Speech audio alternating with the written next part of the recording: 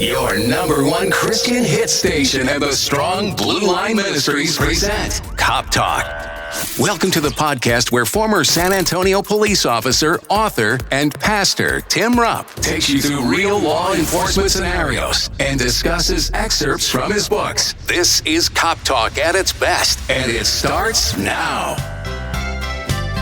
Hello and welcome to the Strong Blue Line's Cop Talk. Gary Austin, it's Cop Talk. Cop Talk, that's we've what changed it is. If you haven't heard, we've changed it. Oh, well, thanks for telling me. You're welcome. Done. Yes. So I'll never forget again. Here we are back again, another Wednesday or early in the morning on the weekend, the Rev.FM studio in Idaho Falls. And I'm Tim Rupp, and this is Gary Austin, the station manager. And yes, we have changed the name to Cop Talk. Yes, we have. The Strong Blue Line's Cop Talk here on the Rev.FM. Yes, I think it's a very positive change. Yep. I'm excited about it. And here we are, almost season 3. Yeah. This is January 31st. Yeah. The last Wednesday, the last day in January. And then we started in February. Yeah. Of 3 years ago. What is that? That'd be 21? Yeah. Right? Yep, 21. So pretty cool, Tim. Excited. Yeah, we've been through some changes, and I think the show's getting better. I do too. Yeah. So we have some interaction. People say they appreciate it. So we're on Spotify and everything. That's another thing I want to mention. We're on Amazon, Google, Apple, and Spotify podcast. So if you can't get to that, you can go to the strongblueline.org and then scroll down at the bottom and click on one of them. It'll get you there. Or obviously, you can always come to the Rev.FM and get archive shows there. Yeah, exactly. And search on Spotify and those other listening platforms under Cop Talk now. Yeah. So no longer Dog Watch. No longer Cop Dog Talk. Watch. So excited about that. Yeah. Excited about a new year starting pretty soon. Another season here. And let's get right into it, because we got an article that I'm really interested in getting into. But before we do that, we will honor the officers who have died on this date, January 31st, in the line of duty in America. And the one I got here is Patrolman R. Craig. I don't have a lot of information. I don't have his first name, just his first initial. R. Craig. Don't have an age or anything. I'll be darned. But he worked for the New Orleans Harbor Protection Police in Louisiana. End of watch Thursday, January 31st, 1884. Wow. Patrolman Craig drowned in the Mississippi River after falling through a hole in the Texas and Pacific Railroad wharf at the head of Terpentshore Creek. Street. I'm not sure if that's the proper pronounce. Probably not a French name. Anyways, he was on a wharf in New Orleans. He'd been stationed on the wharf and was prepared to get off duty at about 6:30 a.m. So he worked the overnight shift when he fell through the hole. And it's not known if his body was ever recovered. Oh, wow. So, obviously, before OSHA standards. Yeah, right. For sure. It's a terrible thing. I mean, you're working there, protecting the cargo and things on the railroad and, getting to the ships and all that stuff, and fell through a hole and drowned. Wow. Huh. Line of duty. Yeah. 1884. 1884. What do you have, Gary? Well, this is police officer Gonzalo Carrasco Jr. And he was stopped by a homeowner, and this was end of watch 2023, so Last year, 1 year ago. Yep. And he was stopped by a homeowner who stated that a man was currently on her property. And so when Officer Carrasco investigated, the subject began firing shots at the officer and struck him, and then the subject fled the scene. And so Officer Carrasco was transported to the hospital where he later passed away. The subject, a felon on probation, was arrested a short time later, that's good, and charged with murder, being a felon in possession of a gun and ammunition and a probation violation. Officer Carrasco had served with the Selma Police Department. This is in California. And for 2 years, he was on the force and part of the Explorer program with the Reedley Police Department. And that's a youth program, right? It is. It's a high school program where teenagers that are interested in criminal justice or in policing, they'll be in the Explorer program, and it's kind of like the Boy Scouts, but they're police. Explorers, what they call them. Oh, that's cool. And so they learn criminal law and things like this in high school, and they get to ride along with officers and go to the police department and stuff like that. So he was, from a young age, he wanted to be a policeman. Yeah.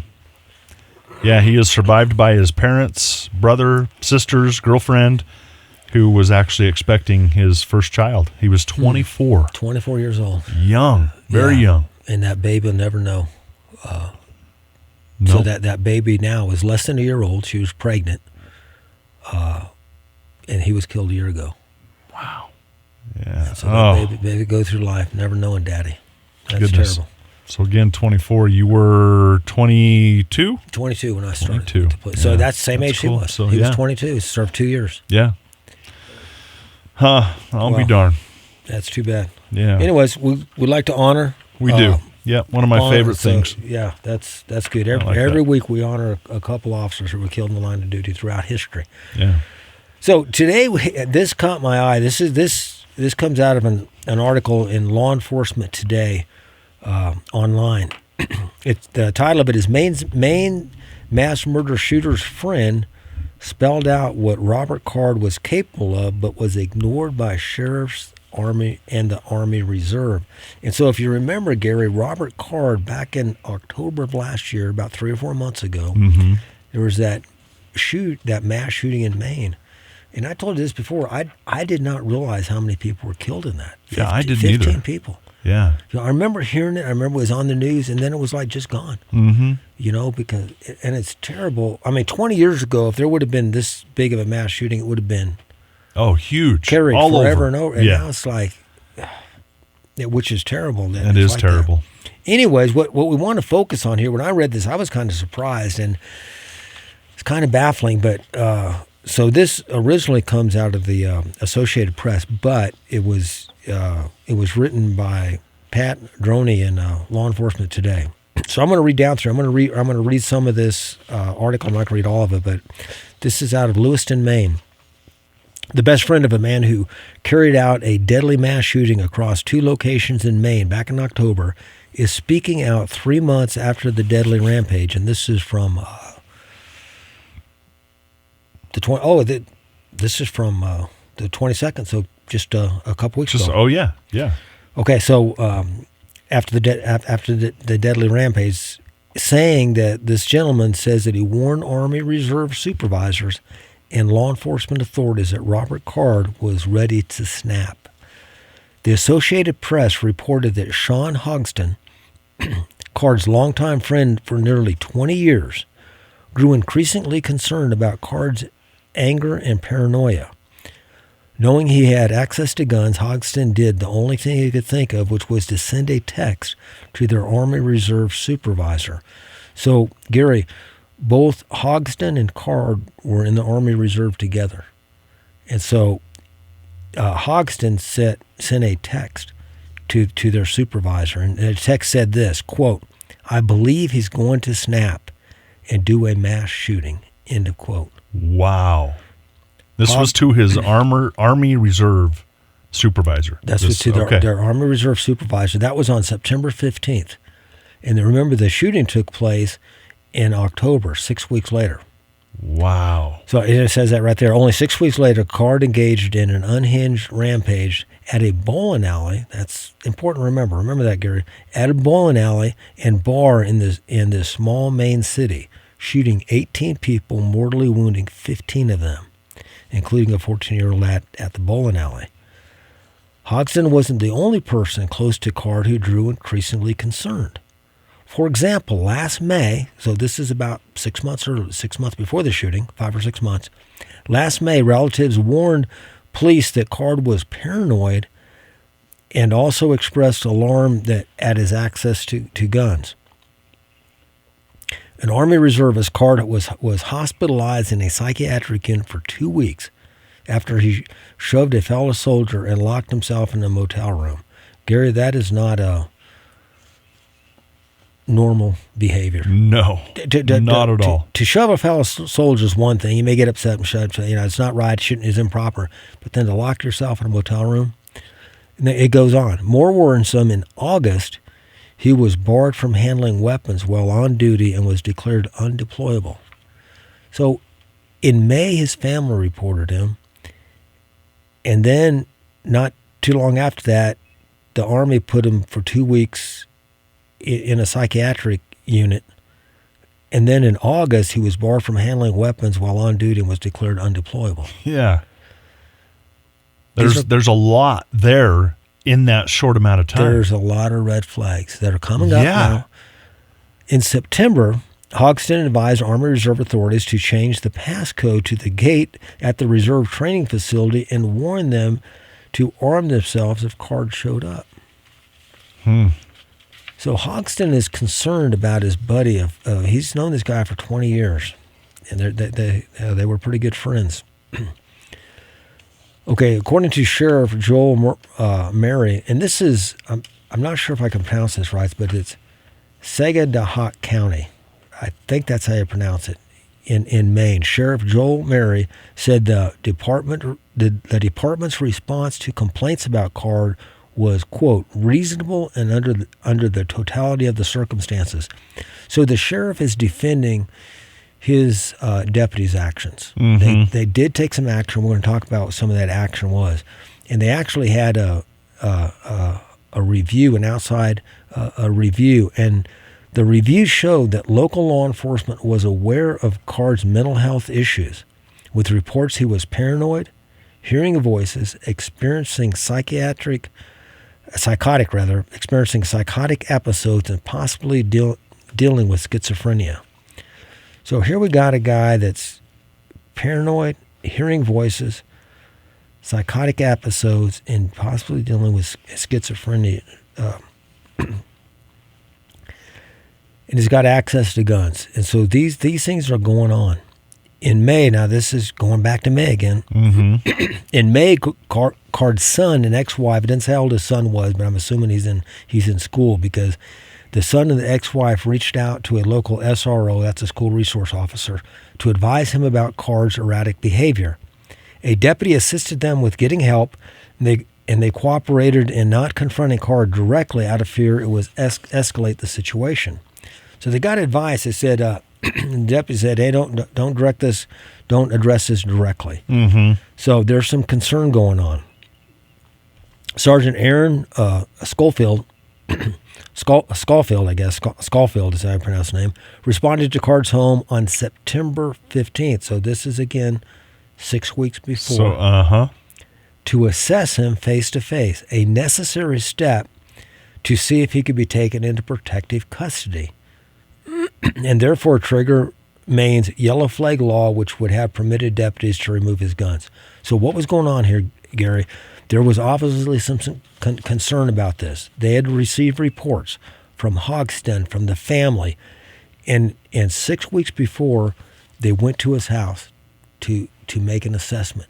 Mm-hmm. And what you're doing here, Gary, is you having a police officer assessing somebody by talking to them, asking them questions and doing things to see if that person poses a threat to himself or others. Right. If the officer finds that in his judgment, his or her judgment, that they pose a threat to themselves or others, they can detain them. In other words, take them into custody, handcuff them, take them into custody. It's not an arrest, but it is a custodial detention. Right. They're taking them in, and they take them into and they can hold them. They take them into like a state hospital type facility. And they can hold him for 72 hours, and where he or she, the person will be evaluated by a psychiatrist. That's what's going on. That's what they wanted to do. And according to Maine, they have a yellow flag law that if somebody's taken in like that, they're going to remove guns from the house and keep them. So that's what was going on. Schofield called for backup due to Card's perceived psychological state. Although the curtains inside moved and the deputies heard shuffling around the house, which suggested that Card was home, Card didn't answer the door. And there was no legal basis for the deputies to force entry into the home since there wasn't an active threat of harm. This is a critical issue here. Remember, all these are allegations against Card. These are all allegations. Mm-hmm. He's in home. In order for them to go into the home, they either A, have to have a warrant signed by a judge to go in there and make the arrest. Mm-hmm. And they don't have a warrant because they don't have enough probable cause to get a warrant. So absent a warrant, if they had probable cause right there that there was harm, that there was a threat going on, but they didn't have any of that. So Schofield left Card's home visiting Card's father, who lived nearby, and then returned to stake out Card's home. The report said that he was called away on a domestic disturbance call. Here's another issue. Officers have more to do than just do this. Yes. They're making calls. Right. They're making calls for service. People are doing things. So he got called away, and he was making Schofield this is the sergeant, was in constant contact with other police officials, Army officials, and Card's family to ensure the members they were trying to restrict Card's access to firearms. So the sheriff's department was proactively trying to get this stuff done. Mm-hmm. After September 17th, this is 2 days later, no contact was initiated with the sheriff's office from either Card's family or the reserve staff. That's the Army staff. And on September 18th, a sheriff's advisory bulletin to locate Card was lifted. The report goes on, the next page. One area of the report that angered Hogston, remember this is Sean Hogston, his friend that reported him, is where Hogston was described as over the top and an alarmist. Oh my goodness. He says this, Hogston said, "I did my job and went over and beyond it, and I literally spelled it out for them. I don't know how clear I could have gotten." So that's his words to the AP press when they interviewed him. All told, Hogston's versions of the events, police reports, videos, and other interviews paints a clear picture that the carnage on October 25th may have been preventable. That's the key there. It may have been, maybe it wasn't, but it's frustrating. And Gary, I mean, I would be so frustrated if one of my family members were shot and killed. Me too. I would be so frustrated. And I know who's also frustrated in this are the officers that did the investigation. Right. They did some things. They fell short. Was it because they were restricted? But here's the thing. I read through this whole article. We got a little bit more to go here. But nowhere do they blame the guns, which they shouldn't be. No, I mean, exactly. He is responsible for his actions, however that happened. Let's continue on. I got a little bit more, just a little bit on this page and a little bit on the next page. And maybe, Tim, just wanted to mention that, that these kinds of things are becoming so commonplace that it's almost like a bomb threat. He's clearly upset because he's like, I did my job. Yeah. And so maybe like a bomb threat, we take these things seriously. And let me tell you something else. And I didn't highlight it. We're going through this report. This is like 5 pages long. But one of the things it said in here, Hogston, the guy that reported him, Sean, his friend that reported him, had some issues of his own. He had some alcohol issues and had some things like this. That's why they also had to, who are you getting it from? Your source. Okay. Who is your source? It's like if let's say an intoxicated ex-wife reports her ex-husband. Mm-hmm. Okay, you got to take some of that, is she doing it just to get back at him, or is she doing it, is this adjustment? Okay. I'm not saying that you can't, but that factors that into makes sense. What you're doing. So that's some of that factored into it. But, I don't want to judge the officers. I don't want to judge the Army Reserve. Right. There's an investigation going on, and I hope it comes out. Yeah. If it shows that somebody dropped the ball and there should have been more, then I hope that gets corrected. It's a tough situation. Let's continue on to bottom page 3. Card started railing about people allegedly accusing him of being a pedophile.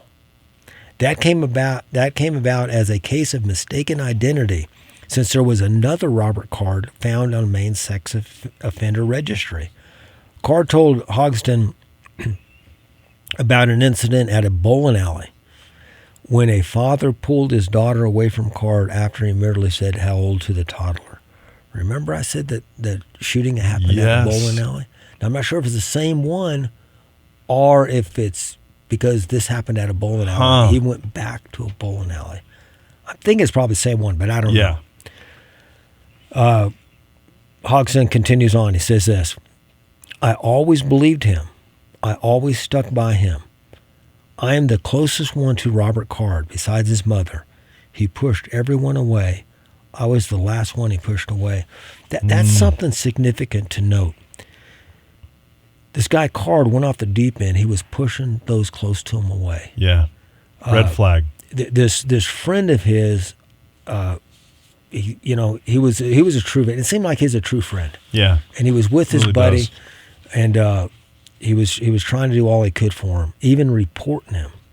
Yep. Hodgson then related a night last September, so this is September, a month before, when the two went to a local casino. On the way home, he said Card began flipping out, pounding the steering wheel and almost crashing several times. Hodgson begged him to pull over, and Card punched him in the face when he did. Man. See, you don't do that to your friend. No. That's not normal. And Hodgson says this, we were having a good night and they just snapped. I mean, he realized something was going on with his friend. Now, whether it's schizophrenia, mental things, whether it's demonic influence, I don't know, but something happened. He says this, Hodgson continues on, it took me a lot to report somebody I love.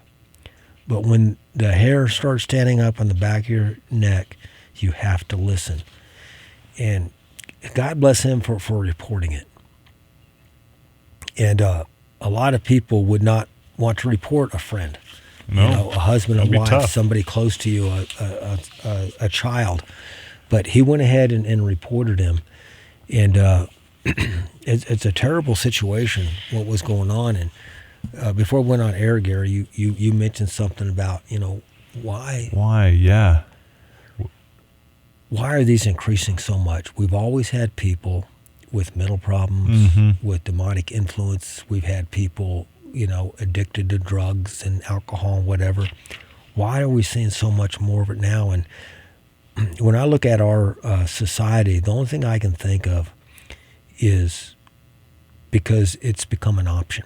When we were talking about when you and I grew up, would you ever think about cussing out one of your teachers and flipping them off? No. I mean, you probably wouldn't be alive today. Exactly. Because if the principal didn't take care of you, or the officer taking you home, parents, and usually goodness. wasn't an officer involved. Right. It was just the principal. Yep. And then you calling mom or dad or whatever, and that took care of business. And now it's, my wife works in a local high school here, and she's just flabbergasted at the way kids talk to the teachers and the principals and stuff, and back talking. And it wasn't put up with, but we're putting up with it. We're allowing it, and it's become accepted. Yes, it has become an option to do that. And it's just like locally, the one guy who was appearing nude at a grocery store in Driggs, and and so he was taken to the hospital. The police did exactly what they were supposed to do. Right. And the hospital did exactly what they were supposed to do. They monitored him, they looked at him, and he still ended up, killing his wife and child. His baby, yeah. And so those kind of things, Tim, like you said, are just sad, just unfortunate, but same kind of thing. So, not to blame the law enforcement that he still ended up doing that because they did their job. Yeah, So and it comes back to responsibility and Absolutely. raising your kids. Yes. There's truth and there's false. There's the right thing to do. There's the wrong thing to do. Yep. There's discipline. There's no discipline. These are just basic ways to get along. Societies to survive, and we get away from God's plan. we do. Yep. Yeah. Anyways, hey, looks like we're out of time, Gary. Oh my goodness, we are. Wow. Hey, thanks for listening in. If you have a topic or question you want addressed on Cop Talk, send me an email. You can email suggestions, questions, comments, or complaints to coptalk@therev.fm. coptalk@therev.fm. Thought from the good book today: do not forsake your friend and your father's friend. I think Sean did not forsake his friend. He reached out to him. Sure did. Yep. Anyways, thank you for joining us, and help us to make the thin blue line a strong blue line. Cop Talk is brought to you by the Strong Blue Line Ministries. Visit thestrongblueline.org to learn how you can support them and this podcast. Questions and comments are always welcome by email to coptalk@therev.fm. Follow, listen, and leave a review of the podcast on Spotify, Apple Podcasts, Amazon Music, or Google Podcasts. Cop Talk is produced and edited by Gary Austin and a Rev FM production. Thank you for joining us on Cop Talk.